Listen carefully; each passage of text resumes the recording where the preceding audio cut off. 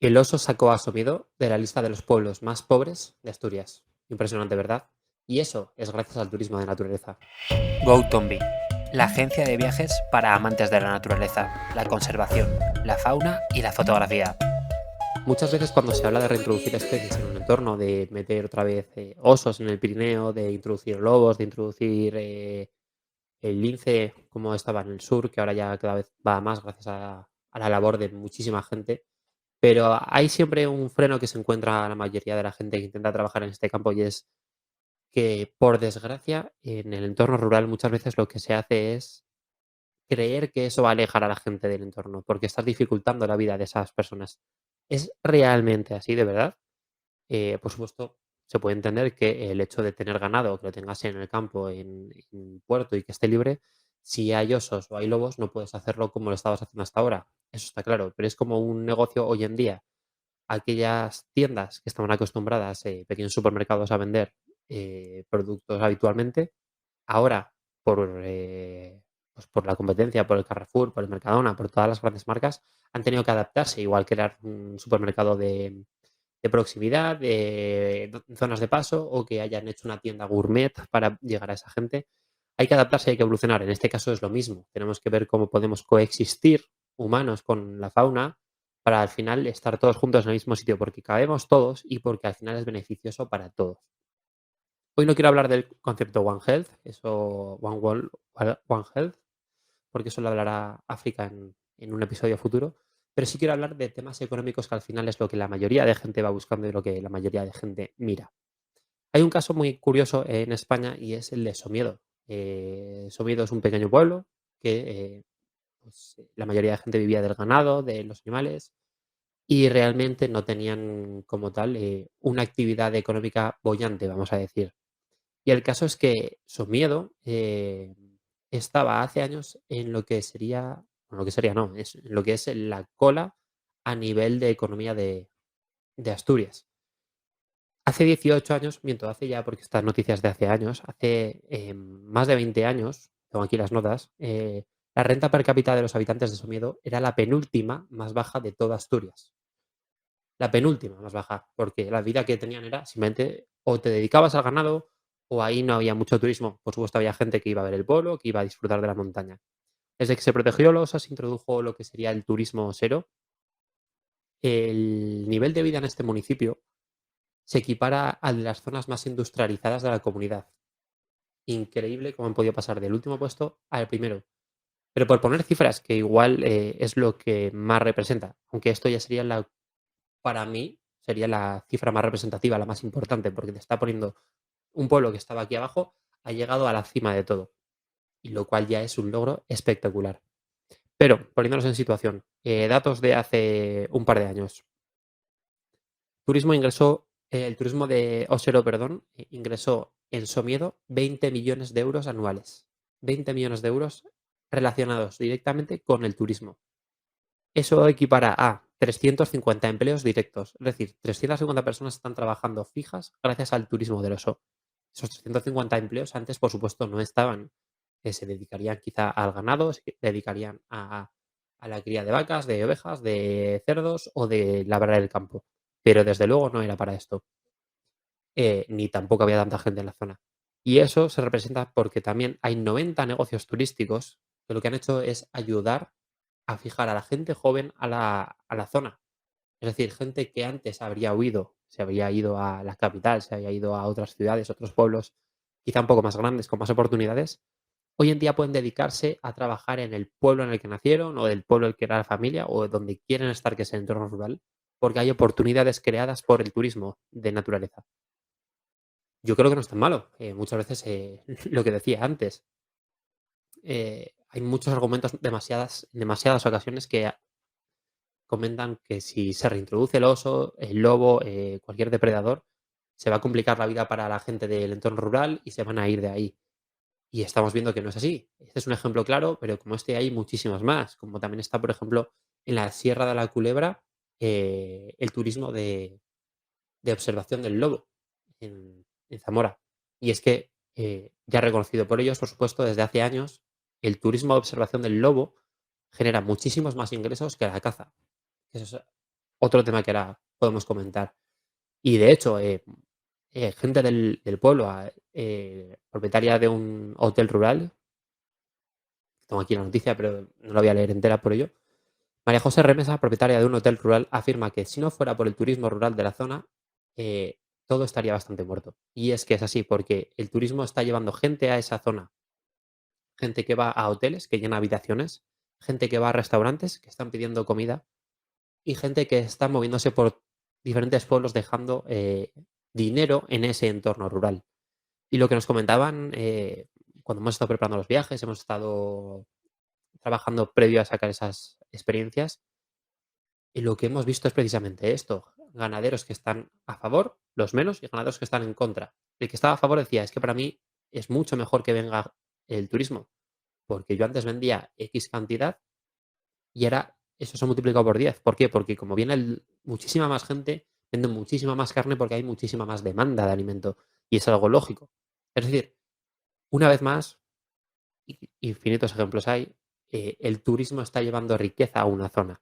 ¿Por qué somos tan reacios quizá a decir, vamos a crear proyectos de conservación, de reintroducción de especies, vamos a tratar todo ese frente? Quizá, por supuesto, es algo que es muy complejo. Al final, no se puede agradar a todo el mundo. Es verdad que hay que trabajar en varios frentes. Em, Uno de ellos seguramente sería el de, por una parte, los gobiernos o entidades políticas ayudar a los ganaderos a readaptarse, a tener las medidas necesarias para que esos depredadores no ataquen a su ganado. Pero también está lo que yo creo que es más difícil de todo, que es la mentalidad. El hecho de que sí que hay una parte que está a favor de ello y hay una parte que está concienciada con que al final que haya un ecosistema con todo tipo de animales hace que haya un equilibrio, porque la naturaleza se regula sola, no hace falta que la regulemos nosotros, porque si hay lobos, los jabalíes se van a reproducir menos por la presión que generan esos lobos, aparte de que haya algunos que sean cazados esos depredadores. Es algo que tenemos que quizá trabajar día a día, es decir, vamos a trabajar día a día en ver cómo se puede realizar esto, en hablar con la gente, con amigos, en llevar a cabo estos pensamientos quizá en alto que yo ahora estoy exponiendo, de decir, oye, ¿cómo es posible que lo hagan? Y joder, si es que al final nosotros estando en Jaca, en el Pirineo, aquí no hay turismo de observación. De aves sí, hay muchísimo, pero no puedes ver osos, no puedes ver lobos, es imposible que vengas a verlos porque hay dos contados. ¿Cómo cambiaría el sistema si al final eso tornara un poco? Porque sí, actualmente aquí se vive, por ejemplo, de la nieve en invierno, del turismo de naturaleza en verano para hacer montaña, pero todo eso va cambiando. Si añadimos un componente extra, podemos generar no solo una igualdad en el entorno, sino un beneficio económico para la zona que es fundamental, porque al final, zonas donde hay gente que se está yendo de los pueblos, podemos retenerlos, o mejor dicho, que ellos se retengan porque quieren estar ahí trabajando de lo que quieren hacer, de algo que les gusta, que les apasiona y de cuidar de la naturaleza. Hay un ejemplo que también me gusta poner y que es Eslovenia. Eslovenia, un país pequeñito, está encima de Croacia, lo tenemos, digamos, aquí al lado, si vamos en horizontal. Digamos que en una zona el país es enano, si cogéis el mapa lo vais a ver. En una zona pequeña, que sería pues como la Jacetania, quizá aquí en España, en tamaño, hay 800 osos. 800. Y no generan problemas, los tienen. Obviamente algún caso hay, pero no ha muerto gente que se le haya comido el oso, no hay excesivos ataques al ganado. ¿Por qué? Porque tienen todo el ecosistema equilibrado para que esos osos puedan comer en la naturaleza. Y la actividad económica de la zona es brutal, porque hay muchísimos alojamientos rurales que están recibiendo huéspedes de todo el mundo que quieren ver el oso, quieren ver cómo lo han hecho ahí. Bueno, pues ahora mismo Eslovenia es el ejemplo para un montón de países de conservación y de cómo llevar a cabo esa reintroducción. Bueno, en el caso de Eslovenia realmente no habían desaparecido, pero sí que estaban en disminución. De cómo Eslovenia ha conseguido mantener la especie, hacer que crezca muchísimo, porque llegaron a tener, si no recuerdo mal ahora, no tengo apuntado el número, 50 ejemplares. Han hecho que crezca, han hecho que todo eso se mantenga, que coexistan con los lobos y con otros depredadores y que la gente local esté contenta porque están sacando un rédito económico, están quedándose en sus zonas a vivir y están aprovechando la gente que quiere ver al oso para crecer sus negocios, para hacer crecer sus negocios, para desarrollar proyectos nuevos y para al final, joder, tener la vida que uno quiere.